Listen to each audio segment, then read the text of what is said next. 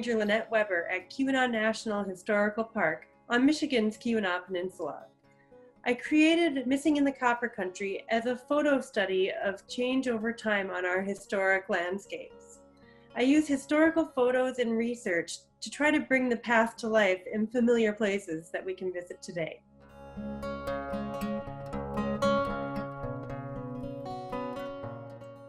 So back in 2013, I came across a number of photos of war-torn Europe after World War II that were overlaid with photos of what the sites look like today. And a lot of them had been faithfully reconstructed. And I found these very hopeful and evocative of a sense of place, that you could go to the places today where history happened in the past. But it's often hard to recognize those places from a historical photo. So with the wealth of archival photos we have in the Keweenaw, I was able to reproduce this effect so that Copper Country communities could better imagine their own past, their populations, and their communities.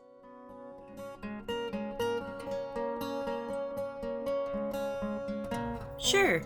To make Missing in the Copper Country, I work with historic maps, photos, newspapers, and other historical resources. Many of these can be used online. Then I visit the site and take lots of pictures. One place I like to look for Calumet photos online is the Upper Peninsula Regional Digitization Center website, a part of the Michigan State Library System. Another fantastic image database is the Michigan Tech Archive's Copper Country Digital Images collection. There are so many images here that a search for a locally common term like Calumet can be overwhelming. We're looking for images that are A, from the park's period of significance, B, can be spatially located, and C, contain something that's missing from the cultural landscape today. Outside of this database type of resource, less formal websites can also be a source of primary source material from the past, like the photos held at pasty.com's Copper Country Reflections. I use photos to help with spatial location too.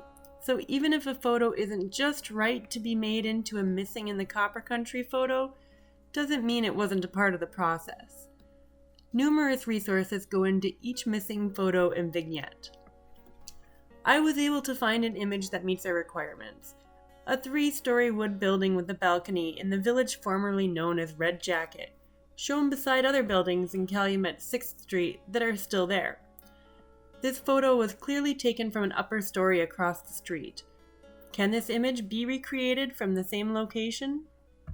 Let's do some field work via Google Earth. I've dropped us down to 6th Street. As we near the theater shown in the historical image, we can estimate which building the photo was taken from by looking at the buildings which were also in the image and doing a little bit of mental geometry. While I was able to locate the site of the image, I am not able to get a photo from the 2nd or 3rd floor of a building where the original photo was shot. That building is missing too. Out of curiosity, let's head over to the Keweenaw Time Traveler, which is an historical spatial mapping resource.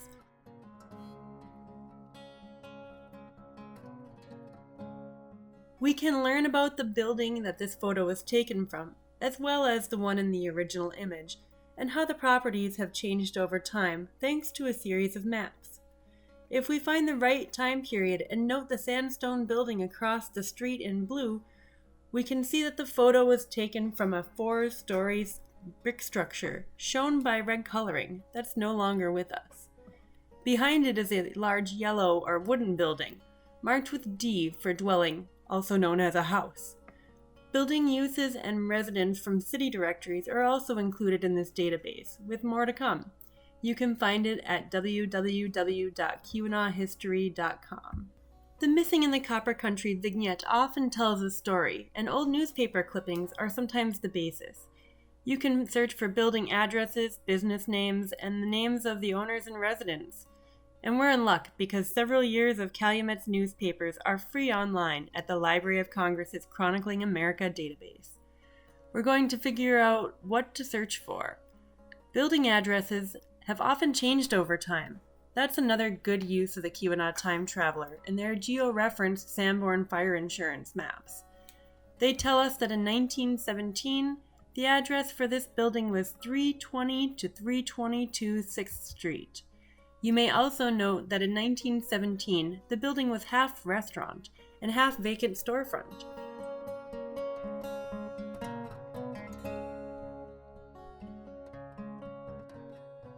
.326 didn't have any results. But to be fair, the newspaper clips only go through 1914. The date of your photo can make a big difference in what you can find. Let's move on to a Park Archives image of the Calumet and Hecla foundry, which once stood attached to Coppertown, USA Mining Museum, back when Coppertown was the foundry's pattern shop. There, parts that were to be cast at the foundry were designed out of wood.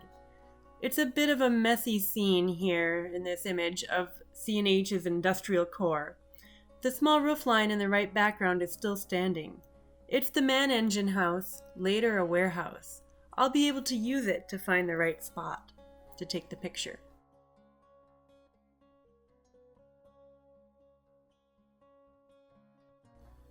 Buildings which made substantial contributions to historic landmark districts like Calumet sometimes have historic American buildings, cultural landscape reports, and others filed with the Library of Congress. Is the foundry included in these resources? Let's take a look.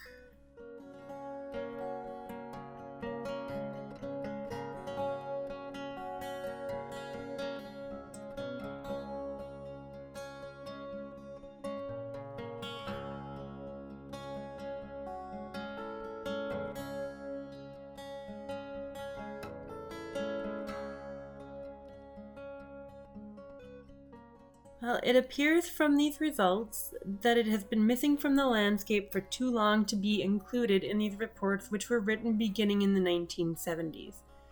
Let's head back to newspapers to see what we can find there.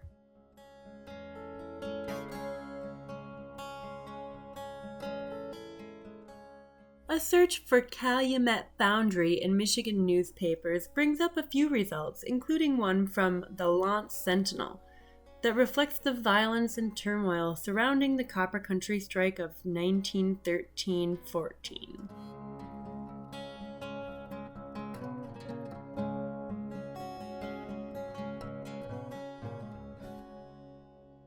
It reads, "Not until they heard the spat of a bullet striking the fence over which they were climbing would two men leave the grounds of the Calumet and Hecla Foundry Works Thursday morning when challenged by the sentry.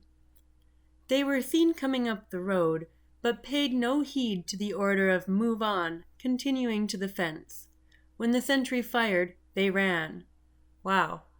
It sounds like they were taking a shortcut through the property. This was certainly a turbulent time in Copper Country history. For other types of material, let's not dismiss the power of a Google search. When I'm doing broad searches, I like to include uncommon terms. There's a Calumet Township in Wisconsin, a Calumet in Illinois, etc. So Calumet doesn't always narrow it down too well. But there aren't a lot of Keweenaws. One link in particular catches my eye. It's a search result because it features the very same image. To get the angles and location right, it also helps to look at a bird's eye view if you can find one. There happens to be one of the foundry at Copper Country Reflections that I've seen before. So let's head back over there.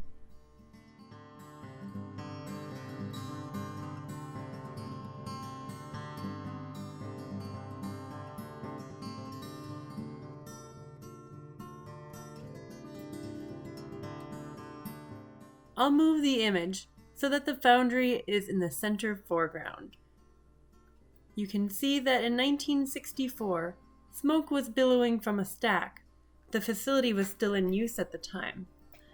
Other items of note in this image include how 4th Street is being torn up and created. Prior to this period, there was no 4th Street, merely a bit of an alleyway.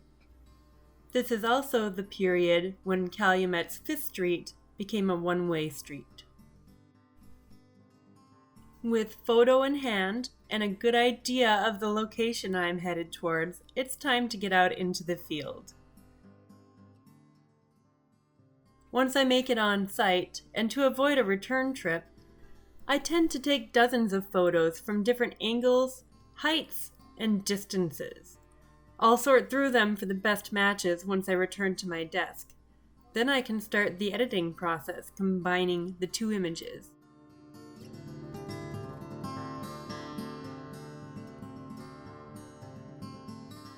I'm using that little roofline in the background for placement.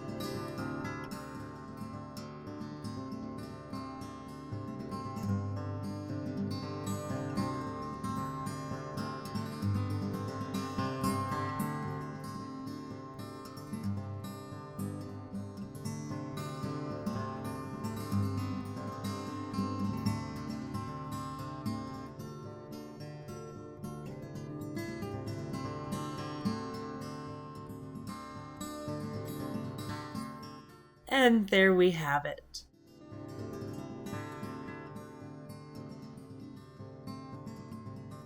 What's next for Missing in the Copper Country?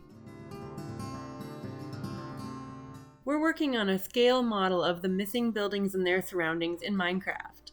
Here's a peek at our smaller scale beta build to demonstrate one more way that Calumet's history may be built upon and explored by the youth of its future. I hope I've given you some Keweenaw research ideas. Thanks so much for joining me for Missing in the Copper Country.